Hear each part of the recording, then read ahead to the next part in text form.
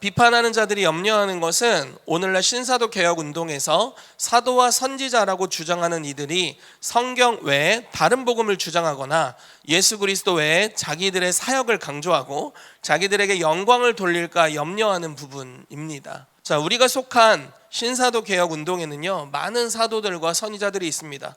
그리고 이들은 다 성경을 사랑해요. 네, 성경을 아주 사랑합니다. 성경이 이들의 삶의 근간입니다. 저도 그렇고요. 아마 이곳에 함께 있는 분들이 다 그럴 겁니다. 많은 계시를 여전히 받고 있지만 이것이 성경의 권위에 대한 도전이 아니고 오히려 성경이 하나님의 말씀인 것을 확증해 줍니다. 기록된 말씀을 통해 역사하시는 분이 책 속에 갇혀 있는 하나님이 아니라 살아계신 하나님이라는 것을 드러내 주죠. 여러 가지 검증의 절차를 거쳤죠. 그리고 나서 이게 하나님의 말씀으로 교회가 이것을 확증하게 되는 계기가 됩니다. 성경을 교회가 인준한 게 아니라 성경이 성경됨을 교회가 알아본 것이죠. 네, 그래서 하나님의 말씀이 그 말씀 스스로의 권위가 있으시기 때문에 그것에 대해서 교회가 이것이 하나님의 말씀입니다 라고 인정하게 된 것입니다. 자, 사도와 선지자의 가르침이 정경 판별의 기준이 되었습니다. 교회가 신약 문서들을 평가할 때 가장 중요한 기준이 바로 이 문서가 사도적, 선지자적 전통과 일치하는가였습니다. 즉 사도적 가르침에서 벗어나면 배제했고 사도와 일치하면 수용했습니다. 이 원리로 신약 문서가 정경으로 판별이 되었다라는 겁니다. 자, 이런 과정을 거쳐서 신약 성경이 정경으로 판별이 됐습니다. 그리고 하나님께서 따르는 표적과 기사를 통해서 이 전파되는 말씀을 확증해 주셨죠. 그래서 이런 것들을 통해서 하나님의 말씀이 하나님으로부터 온 권위 있는 말씀이라는 것을 확증하는 여러 표적과 기사를 통해서 이 정경의 완성이 이루어지게 됐습니다. 이 정경이 완성된 것과 오늘날의 예언이 왜 서로 충돌하지 않는가? 왜 여기는 충돌된다고 말하는데 사실 충돌되지 않습니다. 정경이 완성되었다는 사실은 하나님의 구속사적 계시가 더 이상 추가되지 않는다는 것을 의미합니다. 그러니까 신약 성경이 완성되었잖아요. 여기에 더할 것이 없다라는 것을 의미하는 것이죠. 기초 계시가 완성되었다. 그래서 이단들은 여기에 플러스 알파를 하나씩 하죠.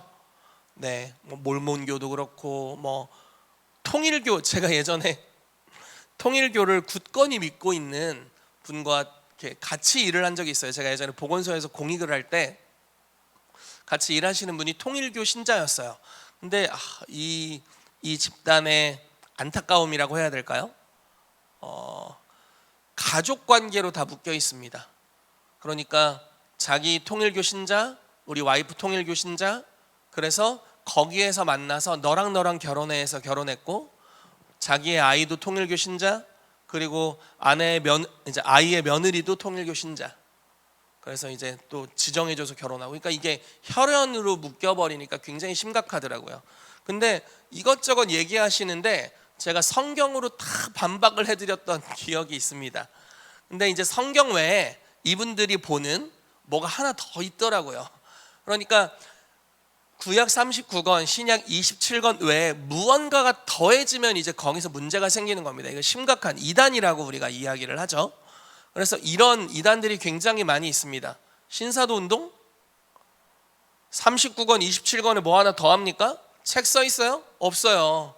우리도 다 기독교 서점에서 구약 39권, 신약 27권을 가지고 말씀을 보고 그걸 통해 하나님을 만나고 말씀을 암송하고 말씀을 읽고 말씀을 묵상하고 그 가운데 기록된 대로 지켜 행하고 다 그렇게 살고 있습니다.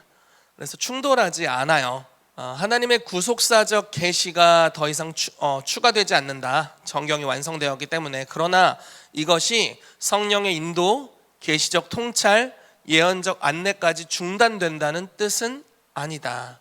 즉 계시의 종류와 목적의 차이 때문에 충돌이 없다라는 겁니다. 이 정경의 완성에 관여한 사도들이 있고요, 오늘날 일어나는 사도들은 성경 다시 쓰는 사도들 아니다 라는 이야기를 하는 거예요. 자, 정경의 완성에 동참했던 선지자 그룹이 있고, 구약은 더 그렇죠. 이사야서 이런 거 있잖아요. 예레미야서, 그러니까 선지자들이 쓴 문건 전체가 그냥 구약의 정경으로 인정되어 있잖아요. 그런데 오늘날의 사도와 선지자는 그런 역할을 하는 것이 아니다라는 거예요. 자, 그래서 이 기초 계시와 실천 계시를 좀 나눌 필요가 있습니다. 자, 우리가 오늘날 하는 계시적인 사역들은 실천 계시다. 자, 특정한 상황에서 공동체를 인도하는 계시들입니다. 구약은요, 굉장히 흑백 논리적인 예언이 선포됐습니다. 이렇게 해라, 그렇지 않으면 죽는다. 근데 신약은요, 분별하고 적용하는 것이 선지자의 권한에 있지 않고 성도의 권한에 있습니다. 예언을 듣는 자의 권한이 있어요. 그러니까 바울이 하나님의 음성을 개인적으로 들어요. 주님이 나에게 말씀하셨다. 예루살렘으로 가라. 그런데 결박과 환란이 나를 기다린다고 말씀하신다. 그게 사도행전 20장 말씀이거든요. 21장에 갔더니 바울이 가는 곳마다 그 예언을 똑같이 하는 거예요. 너 예루살렘 가면 결박과 환란이 기다리고 있어. 그러니까 가지 마. 이렇게 얘기해요. 아가보라는 선지자도 와서 너 이렇게 묶일 거야 하고 어떤 방식으로 묶일 건지 막 이렇게 자기가 제스처를 취하고요. 빌립에 예언하는 내 딸도 와서 바울을 향해서 또 다른 선지자들도 와서 바울을 향해서 결박될 것이라고 계속 예언합니다. 근데 어떤 선지자 그룹은요, 너 결박될 거니까 가지 마. 이게 주의 명령인 것처럼 이야기를 해요. 근데 바울이 거절합니다. 그러니까 예언을 어떻게 적용하는지가 이제 여기 좀 나와 있는 거예요. 가지 말라고 얘기했지만 나는 죽기까지 각오했다라고 이야기를 하고 예루살렘으로 가게 되죠. 그리고 바울의 결정이 옳았죠. 그런 결박과 환란을 통해서 주님께서 로마로 그리고 이스라엘에 머물고 있는 주요 임금과 권력자들에게 복음을 증거할 수 있는 바울의 또 다른 부르심의 성취가 그러한 여정을 통해서 이루어지게 됩니다. 그래서 이러한 실천 계시는요, 정경의 권위를 가진 것이 아닙니다. 실제적으로 나를 인도하는 것에 관한 거예요. 고린도전서 14장 3절 말씀을 보면요, 예언은 사람에게 하는 것이고 덕을 세우고 권면하고 위로한다 라고 이야기를 하고 있죠. 그래서 성경을 새로 쓰는 게 아니라 어떤 사람을 세워주고 그를 권면해주고 그를 위로하기 위해서 예언의 사역을 한다라고 이야기를 하고 있습니다. 자, 오류의 가능성을 전제로 하고 있어요. 그러니까 정경은 틀릴 수 없잖아요. 그렇지만 오늘날 우리가 하는 사역, 심지어 선지자들의 사역도 오류의 가능성이 있다. 그래서 고린도전서 14장 29절에 두세 사람이 예언하고 나머지는 분별하라 이야기하는 거예요. 오류의 가능성이 없다면 분별의 여지는 없죠. 그렇죠? 그렇지만 오류가 있을 수 있다. 섞임의 가능성이 있으니 분별해라 이렇게 얘기하고 있고요. 데살로니가전서 5장 21절에 악한 것은 모양이라도 버려라. 범사해야 하려 좋은 것을 취하라. 이렇게 얘기하면서 예언을 분별할 것에 대한 지침을 여기서도 주고 있습니다. 자, 정경적 계시를 받은 선지자의 말이라면 분별하면 어떡합니까? 바울이 전한 복음에 대해서 우리가 분별하면 어떡해요? 그걸 받아들여야죠. 그렇죠?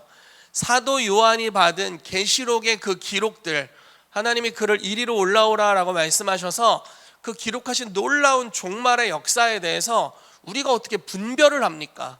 그것을 수용하고 받아들여야죠. 이 책에 기록된 것을 읽고 듣고 그 가운데 기록된 대로 지켜 행하는 자에게 복이 있다 말했고, 여기에서 우리가 더하거나 빼지 말아야 한다고 계시록에 명확하게 써 있어요. 여기에 만약에 무언가를 더하면 하나님께서 이 계시록에 기록된 환난을 너희의 삶에 더하실 것이요, 막 이런 표현이 써 있단 말이에요. 그러니까 더하거나 빼서는 안 된다. 니네 분별할 여지는 너희에게 없어. 그냥 읽고 듣고 지켜 행하라, 수용하라, 이렇게 정경의 권위입니다. 그런데 예언의 계시에 대해서는 이런 표현을 사용하지 않는다라는 거예요. 분별해라, 시험하고 옳은 것, 선한 것을 취해라 라고 이렇게 이야기를 하고 있습니다.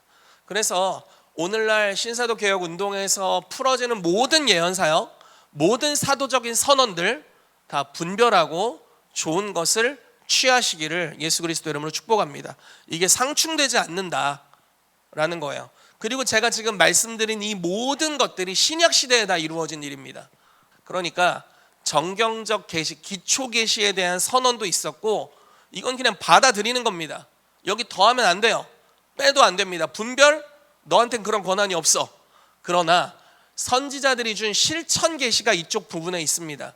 이것은 분별할 수 있고 내가 취사 선택할 수 있고요, 순종하거나 불순종할 수 있고, 이렇게 우리가 분별의 과정을 거칠 수가 있다라는 거예요.